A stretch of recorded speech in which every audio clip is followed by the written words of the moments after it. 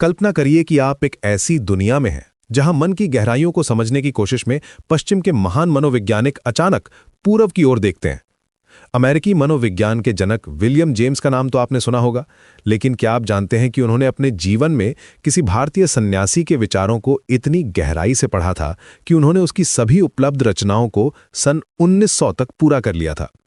ये सन्यासी थे स्वामी विवेकानंद, जो न केवल एक आध्यात्मिक गुरु थे बल्कि एक ऐसे इंट्यूटिव साइकोलॉजिस्ट भी थे जिन्होंने मानव मन की समझ में क्रांति ला दी। सन 1894 और 1896 में जब स्वामी विवेकानंद की मुलाकात विलियम जेम्स से हुई तो ये केवल दो विद्वानों की मुलाकात नहीं थी, ये पूर्व और पश्चिम के मनोविज्ञान के बीच एक ऐतिहासिक संवाद था। जेम्स ने स्वामी जी के बारे में कहा था कि वो ओरेटोरिकल पावर के मामले में बस एक वंडर हैं, लेकिन ये केवल उनकी वक्तृता कला नहीं थी जिसने जेम्स को प्रभावित किया था। ये उनकी मन की गहरी समझ थी जो सेंचुरीज पुराने भारतीय दर्शन की जड़ों से निकली थी।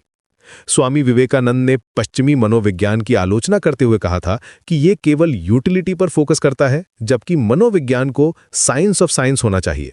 उनके अनुसार ये इंटेलेक्चुअल और स्पिरिचुअल नॉलेज के लिए होना चाहिए, ना कि केवल प्रैक्टिकल उपयोग के लिए। यहां इनर एल्केमिस्ट आप देख सकते हैं कि कैसे स्वामी जी का दृष्टिकोण आज के होलिस्टिक साइकोलॉजी के साथ अलाइन करता है, जो केवल सिम्टम्स को ट्रीट करने के बजाय पूरे व्यक्तित्व को समझने पर जोर देता है। पश्चिमी मनोविज्ञान में माइंड को सोल के बराबर माना जाता था, लेकिन स्वामी विवेकानंद ने इस कॉन्सेप्ट को चैलेंज किया।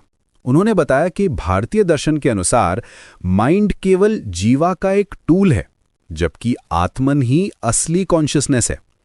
ये डिस्टिंक्शन आज के न्यूरोसाइंस में कॉन्शियसनेस और ब्रेन के बीच की डिबेट को रिफ्लेक्ट करता है।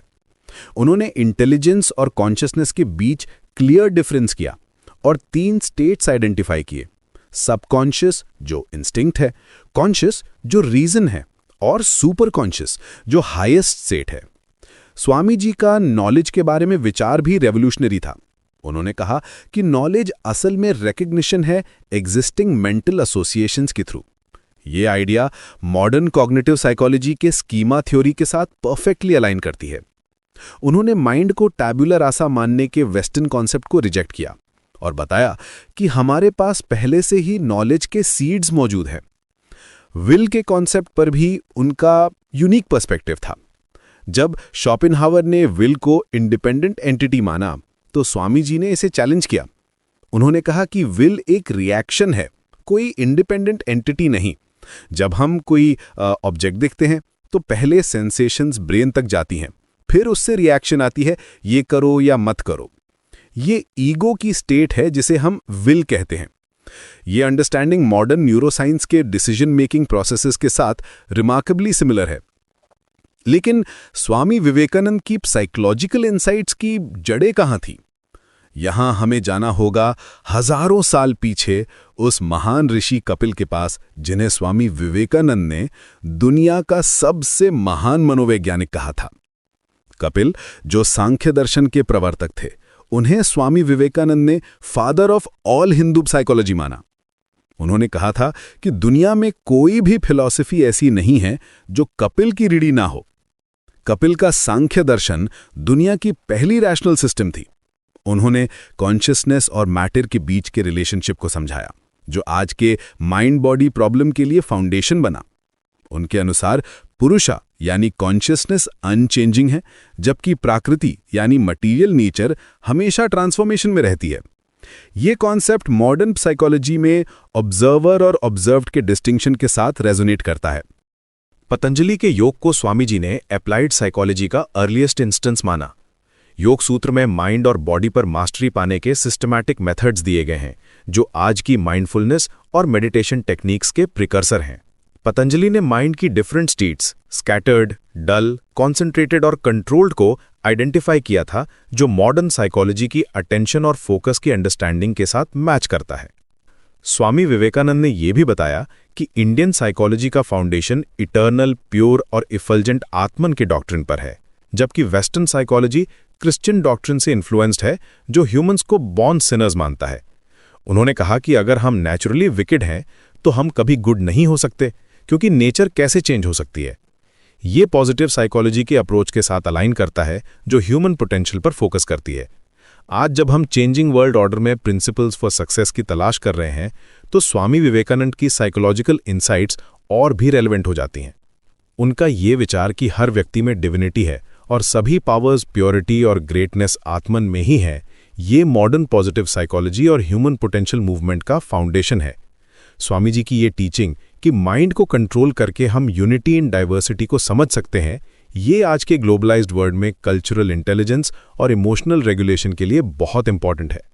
उनका राजा योग सिस्टमैटिक मेथड देता है माइंड को कंट्रोल करने का, जो आज की स्ट्रेस मैनेजमेंट और मेंटल वेलनेस टेक्निक्स का प्रिकर्सर है।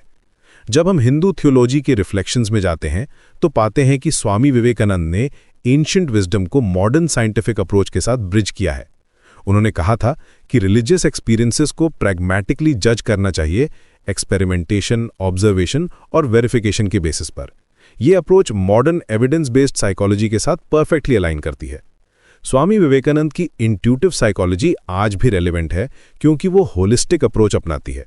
वो केवल सिम्टम्स को ट्रीट नहीं करती, बल्कि पूरे ह्यूमन कॉन्शियसनेस को अंडरस्टैंड करने की कोशिश करती है। उनकी ये इंसाइट कि नॉलेज रिकॉग्निशन है, ना कि एक्विजिशन, ये मॉडर्न कॉग्निटिव साइंस के फाइंडिंग्स के साथ मैच करती है। आज जब आर्टिफिशियल इंटेलिजेंस और मशीन लर्निंग का युग है, तो स्वामी जी का ये विचार कि कॉन्शियसनेस और इंटेलिजेंस अलग है, ये बहुत प्रोफाउंड है। उन्होंने बताया कि कॉन्शियसनेस वो है जो ऑब्जर्व करती है, जबकि इंटेलिजेंस वो टूल है जो प्रोसेस करता है। ये डिस्टिंक्शन आज के एआई एथिक्स और कॉन्शियसनेस स्टडीज के लिए बहुत इंपॉर्टेंट है। स्वामी विवेकानंद की साइकोलॉजिकल इंसाइट्स का इम्पैक्ट केवल थ्योरेटिकल नहीं है, बल्कि प्रैक्टिकल भी है। उनकी टीचिंग से हम सीख सकते हैं कि कैसे स्ट्रेस को मैनेज करें, कैसे फोकस डेवलप करें और कैसे अपनी फुल पोटेंशियल को रियलाइज करें।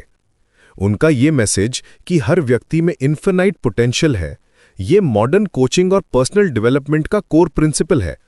जैसे जैसे हम फ्यूचर में आगे बढ़ रहे हैं, स्वामी विवेकानंद की इंट्यूटिव साइकोलॉजी नए एवेन्यूज खोल सकती है मॉडर्न रिसर्च के लिए। उनकी एंशिएंट विजडम और मॉडर्न साइंटिफिक अप्रोच का कॉम्बिनेशन एक पावरफुल फ्रेमवर्क देता है ह्यूमन माइंड को अंडरस्टैंड करने के लिए। ये हमें याद दिलाता है कि साइकोलॉजी केवल वेस्टर्न इन्वेंशन नहीं है, बल्कि इसकी डीप रूट्स भारतीय दर्शन में है, जहां हजारों साल पहले ही कॉन्शियसनेस, माइंड और ह्यूमन पोटेंशियल की गहरी समझ डेवलप हो चुकी थी।